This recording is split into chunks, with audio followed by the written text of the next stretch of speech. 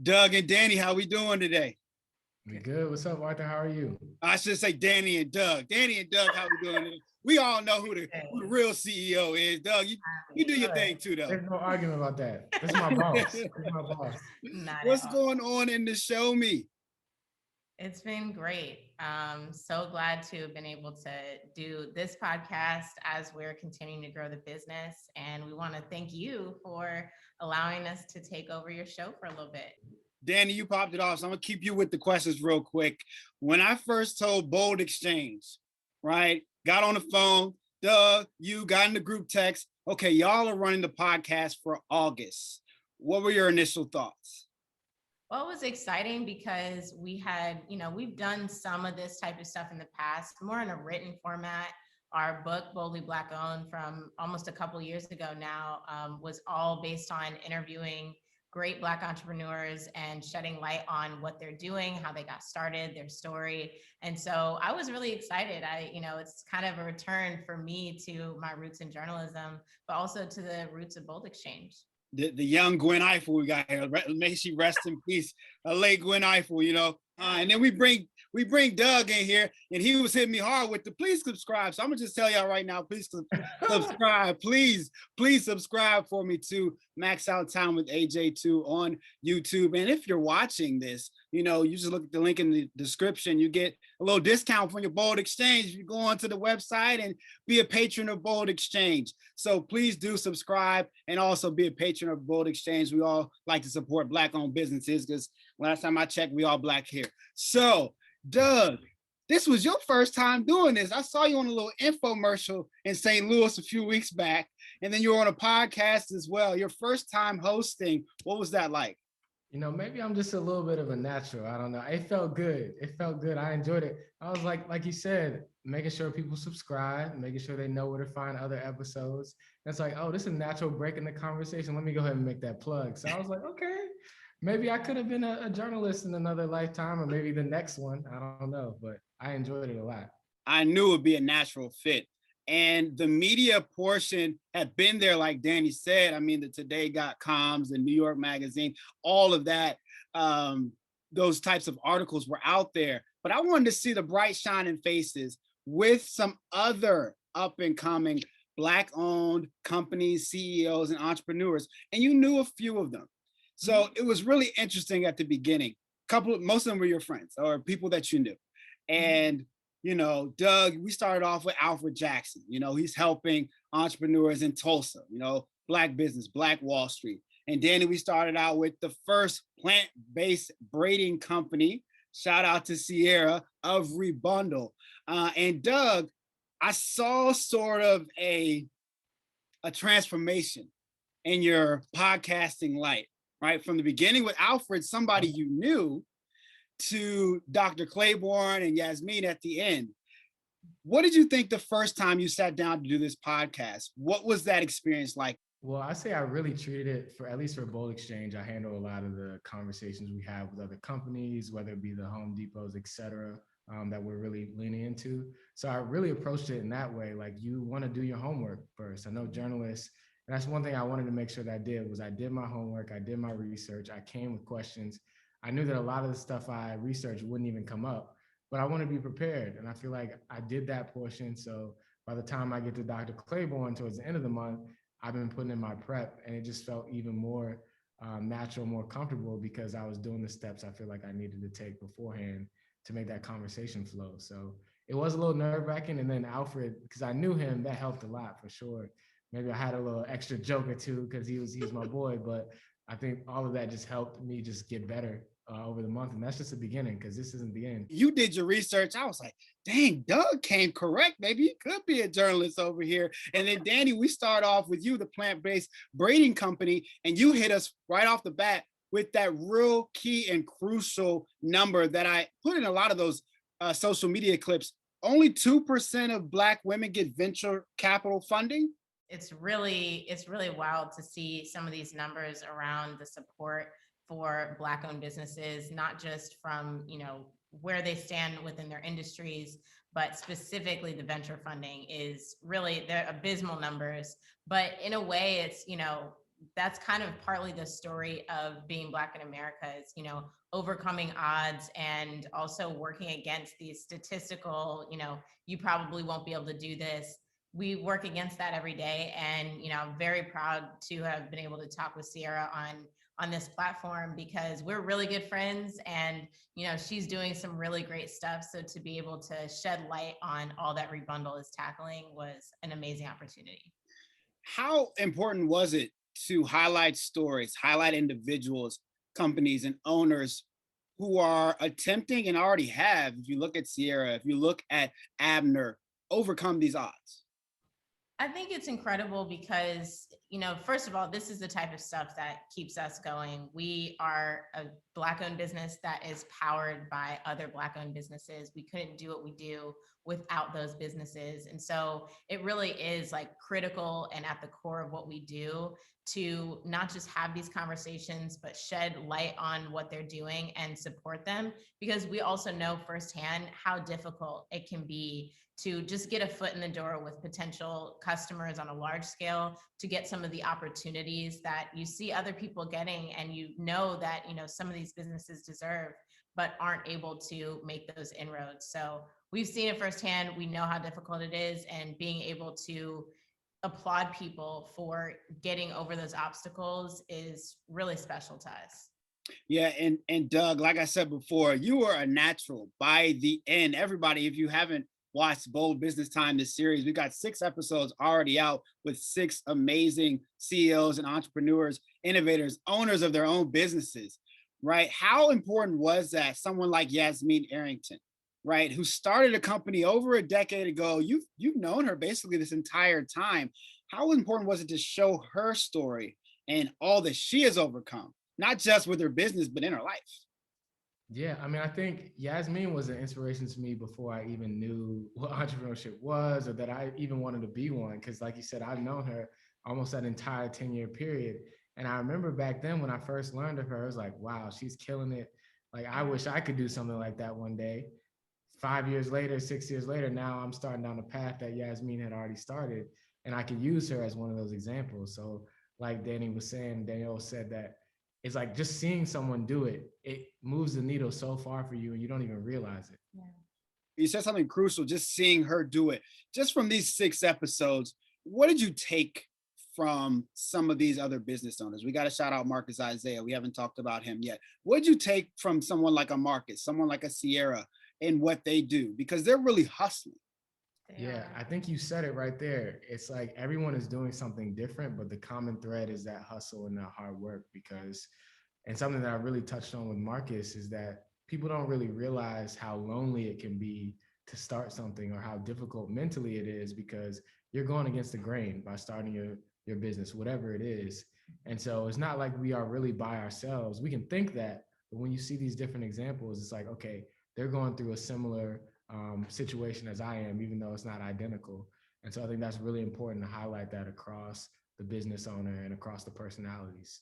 I would also say though that, you know, in addition to just the hustle piece of it, it's also that, you know, ideas are a dime a dozen, right? A lot of people have ideas. A lot of people, you know, see an opportunity to create a business and don't do anything about it, right? They may, you know, have breakouts due to the, you know, their hair extensions, right? And see that it is creating a massive issue in the environment and don't do anything about it. They just continue using the same, you know, the same products they've done. They will see that, you know, there's, oh yeah, that's interesting. People are, you know, are creating a fleet of cars and like creating an additional stream of income for themselves. But I don't think I can do that. You know, seeing people who actually will take that idea and turn it into a business, who will act on it, who will put themselves out there. I mean, that's scary. We know it's scary because that's the story of most businesses, is that they saw an opportunity, an opening, a need, and decided to fill it. And we celebrate that because the idea at the end of the day means nothing without the execution, the grit that it takes to keep going, and the success that can come out of that if you really just like keep working past all those obstacles and past everything that tells you this is not, you know, this is not something that's going to be easy. Y'all are doing it as well. the 6 people on this podcast, you two, you guys are all what I like to call risk takers. You know, you took a risk even to host this show, my little old podcast, y'all. Well, you know, it wouldn't be so little if y'all please subscribe. Go ahead and just hit the red button at the bottom. Just hit subscribe. But you guys all have taken these risks. Doug, what was your favorite moment? What are some of the highlights from the interviews that you did that you want to share with us? Ooh, put me on the spot, man. I would like the tables the other way. I like being on that side. But no, I think what came to mind. Maybe that was your favorite moment, just being the host, just let it all hang out. That was. I could just be like, hey, put the spotlight on somebody else. But no, I think the first thing that came to mind for me was Dr. Clayborne's interview. I just felt like she was so open and so genuine in a way that we don't always get to see, especially from entrepreneurs, like you said, those risk takers. I think that that's the biggest thing that people are not used to, is like, oh my gosh, am I really going to like invest a lot of my money in this? And the answer has to be yes. You have to believe in yourself more than anyone else. Sometimes you got to put on a front, not in a negative way, because you're trying to be confident enough to keep going. And I think her being open, the same thread that Ciara talked about with, or Danny mentioned in Ciara's episode about funding and how hard that can be. She was straight up that, hey, I had a mentor tell me that because I'm a Black woman raising, it might take me 2-3 times as long to raise. And then her just being open about that. I think you need to see the positive examples, but you also need to see the challenges that come with this. So she's the first one that came to mind when you put me on the spot. But there are other great moments. And I love that conversation that you can have one-on-one with somebody. Hold on, wait. Y'all watched each other's interviews? Danny, Yes. what do you think about how he did? I think he did a great job. And it's funny when you asked him what his favorite moments were of his, interviews, I thought immediately of the part during the Marcus Isiah interview where he was talking about having started a business with his mom. When I was in high school. So she left her full-time job to start a party rentals business. And so I kind of, without even realizing at the time, of course, because, I was 16, 17 years old, I kind of saw firsthand what it was like to run your own business, and then like how important customer service was. That's so important. That's so powerful that as a teenager, he was shown and firsthand experienced like what it looks like to be an entrepreneur. So many people never get that. And maybe their first entrepreneurial experience is at 40 or 45, right? And so being so young and in this space, understanding that like you probably haven't had that type of example. I just thought that was so powerful that, he had seen his mom take that risk and had kind of taken that risk alongside her. And yeah, I would say that was probably my favorite piece of one of Doug's interviews, but I think he did a great job and got a lot of great stories out of everyone. And at the end of the day, that's what makes everybody's, interview so unique, is everyone has a different path to entrepreneurship and they're all so valuable. Yeah, y'all give me too much props, but thank you. It's the open shirt, Doug. That's what it is, man. No, maybe I need to. Too sexy. It's the too button sexy. up here. The Drake, the CLB. That's what it is. You said something really important, that these stories, their 6 stories, are so important, which is why I brought you all together and wanted you all to do these interviews and share Black business and support and kind of bounce the ideas off of each other. But now the two of you, again, just like curators, right? 4 years ago, 5 years ago, you all are in the business of storytelling, these Black business stories. How are you going to do that moving forward and continue? I think that a piece of Bold Exchange is always going to be storytelling, because whether it is with our product descriptions or we're showing how to use items or we're introducing a new brand, we tell their story constantly about why they got started, about why they chose the types of ingredients they did, and what got them interested in this space, because that's a piece of how we decide who to even include in our shop and how to expand, is not just people with great products, but people with really powerful stories. So I think we'll continue to tell stories in that way, but maybe we'll have to hop in on a podcast now and then, pop up, keep people on their toes if you'll let us. I mean, since y'all did so well, the numbers is going up, the subscribers are going up. I mean, I think we might have to give them a little encore, but we'll say that for now. We'll talk offline on that. Yeah, price might go up though. Price might go. Look, I'm just playing. I'm no. just playing. Doug Yeah. feeling himself right now. So Doug, we went through a process where we were not necessarily getting no's, but some people were busy and some people couldn't make it in that Black Business Month time period window of August. And again, August is Black Business Month. And that's why we did this series, Bold Business Time, highlighting and maximizing the success stories of entrepreneurs, owners, and CEOs of Black flourishing businesses. Abner Montfleury is one of two Haitian Black-owned wine businesses in the United States. You know, so these are really cutting-edge products. And Dr. Clayborne, the nosebleed Band-Aid. I bet y'all never heard of that because only 40% of people have nosebleeds, right? So she's out there. And ScholarCHIPS, right? So Yasmine Arrington, she has parents who are incarcerated, and she started a company to an organization to fund and give scholarships and aid to young kids who are trying to go to college, but have parents who are also incarcerated. So these are amazing, amazing products and organizations and companies that we've been highlighting over the last month, and we're going to continue to do that. Just one last question for you all, putting you on the spot again. Maybe Danny can take this one, you know, because journalists can think on their feet a little bit better. But if there's one dream business entrepreneur or that person you just like, ooh, if I could talk to them and put it on video, who would it be? I have to choose one. There are so many brands that I like crush on, love, you know, have in my house that I really enjoy. Mount Rushmore, let's hit it. Okay, I'm changing the question up. Yes, I'll give you like a few. But if you get to 5, we cutting it off. Okay, so one that I know her already, would love to include is Juanita of Chocolate Kinks and Curls. I use her hair products. She has an incredible like cult following, and I would really love to have her on because she has a really strong like story of how she got started as well and what her background is that led her into hair care. I'm also a really big fan of the co-founders of Base Butter. They make the aloe vera like gel type of moisturizer, which is really cutting edge, very unique, and I'm a big fan of both of them.